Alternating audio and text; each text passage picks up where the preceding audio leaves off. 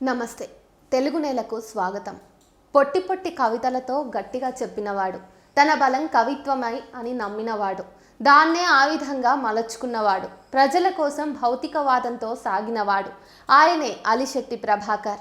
ఒకవైపు అనుభూతి కవిత్వం, మరోవైపు వ్యక్తివాద కవిత్వం పోటీ పడుతున్న సమయం, ఇంకోవైపు అభ్యుదయ కవిత్వం, విప్లవ కవిత్వం పుట్టుకొచ్చిన సందర్భం. ప్రజలు పోరాటం చేస్తుంటే వాళ్ళ కుటుంబాలు అనూహ్యమైన బాధలకు గురవుతున్న కాలం.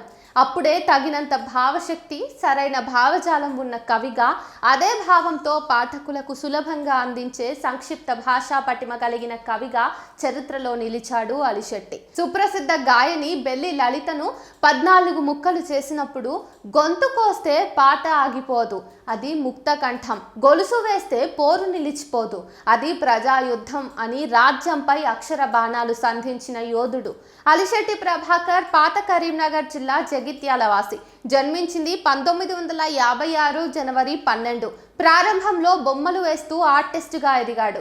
జగిత్యాల సాహితీ మిత్రదీప్తి సంస్థ పరిచయంతో కవిత్వ రంగంలోకి ప్రవేశించాడు. 1974లో ఆంధ్ర సచిత్ర వారపత్రికలో పరిష్కారం మొదటి కవిత అచ్చయింది. తన కళ ప్రజల కోసమే అని చివరి వరకు నమ్మినవాడు. ఎర్రపావురాలు 1978 మొదటి కవితా సంకలనం.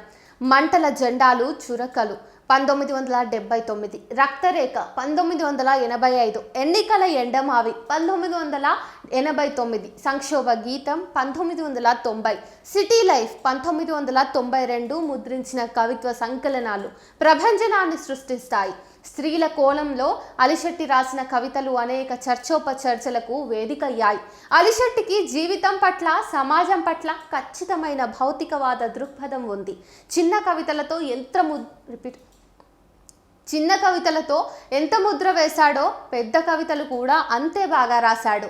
నేల మీద పురుగులతో సమానమైన, ఆకాశంలో సగభాగమైన స్త్రీల పట్ల ఆయనకు చాలా గౌరవం. అనేక కవితల్లో వారి గురించి రాశాడు. వేశ్య కవిత తెలియని కవి ఉండడంటే అతిశయోక్తి కాదు. తను శవమై ఒకరికి వశమై, తనువు పుండై ఒకడికి పండై, ఎప్పుడూ ఎడారై ఎందరికో ఓయాసీసై, వేశ్య దుర్భర జీవితాన్ని, హింసను చిన్న కవితలతో చెప్పిన పద్ధతి మనకు కన్నీళ్లు తెప్పించక మానదు. వెలయాలు మరో కవితలో భిన్నంగా వేశ్యలు కన్నుగొట్టి రమ్మన్నా గుండె బిగబట్టుకు సాగిపోయేవాడు. సాధారణంగా సామాన్యుడు అని అన్నాడు. ఆమె యవ్వనం రాయని వీలునామాలో ఆమెది ఉరి బిగించుకున్న జీవితం అంటాడు. అంటే విలవిల్లాడడం, మూగబోయిన గొంతై పాడక తప్పదంటూ రోజుకో 10 మంది కీచకులకి స్వాగతం పలకటంగా అభివర్ణించిన తీరులో ఒక మనోవేదన కూడా కనిపిస్తుంది.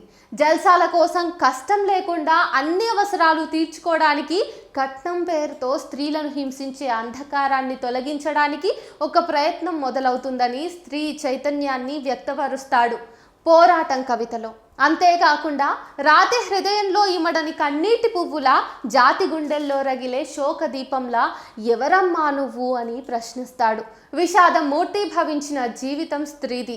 అభాగిని మానభంగం శీర్షిక కింద ర్యాగింగ్ పేరుతో అక్షరాన్ని వివస్త్రను చేసే అశ్లీల సాహిత్యం, మోడల్ పేరుతో విష సంస్కృతి, అందాల పోటీ ప్రలోభం, కట్నం పేరుతో హింస, నగ్నంగా స్త్రీలను ఊరేగించిన అంశం, బ్లూ ఫిల్మ్లో కామకేళి చిత్రాలు, ఇలా అనేక రకాలుగా స్త్రీలకు ఏడుపులే ఉన్నాయి.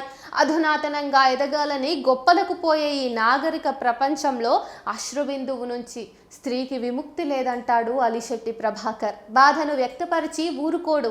కన్నీరు సముద్రంగా మార్చి సముద్రం అంత ఆవేశంతో ఉద్యమాలు చేస్తే గాని దోపిడీ దౌర్జన్యాలతో కూడిన భూభాగాన్ని ముంచెత్తలేవని ప్రోత్సహిస్తాడు. స్త్రీల బాధ్యతను గుర్తు చేస్తాడు. విషాదం సాక్షాత్కారం కవితలో. లైంగిక దాడి చేసి లేదా పెళ్లి చేసుకుంటానని అమ్మాయిని శారీరకంగా వాడుకుని మొహం చాటేస్తారు. ఇలాంటి వాటిని కొన్ని చోట్ల పెద్ద మనుషుల్లో పెట్టి పంచాయతీ చేసి కొంత డబ్బులు ఇచ్చే ప్రయత్నం చేస్తారు. ఇలాంటి వాటిని ఖండిస్తూ శీలం విలువను కొలవడానికి, కుమిలిపోవడానికి హృదయం లేదంటాడు కవి. స్త్రీకి జరిగిన అన్యాయం గురించి ఆలోచించకుండా, జరగడానికి ఏర్పడిన పరిస్థితులు గమనించకుండా డబ్బుతో ముడిపెట్టి చూడడం బాధ పెట్టే అంశం. వీరుడితో కరచాలనం అనే కవితలో ప్రస్తావించబడింది. అందుకే అశ్రుకావ్యం కవితలో ఆమె నెత్తుటి గాయాల సంపుటి, రగిలే బాధల కుంపటి అని నిర్ధారించాడు. అంతేగాక కర్కశ పాదాల్ని మోస్తూ కఠోర తపస్సులా శకలాలుగా మిగిలిపోయిన రాత్రులపై శవాసనం వేసే విషాదభరిత చిత్రంలా ఆమె అగ్ని సముద్రం మీదే అందాల పడవంటాడు.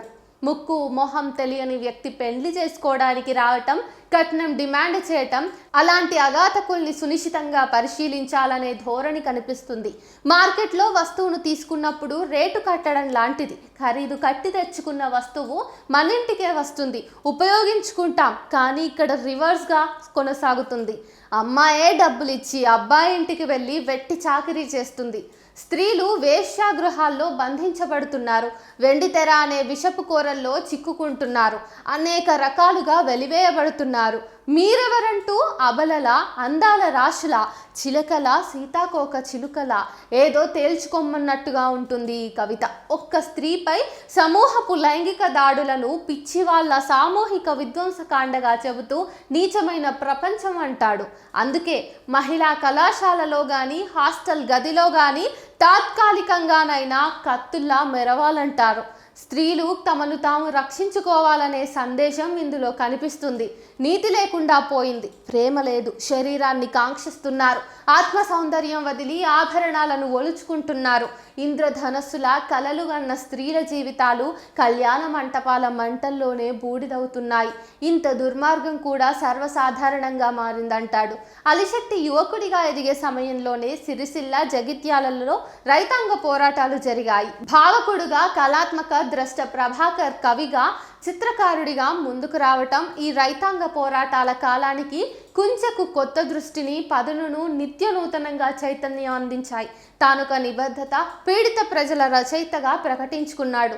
పీడిత ప్రజల్లోనూ అత్యంత పీడితులు స్త్రీలుగా గుర్తించాడు. ఈ వ్యవస్థ మీద కసితో ఆయన పదునెక్కిన కవిత్వం మనల్ని నిరంతరం స్పృశిస్తుంది.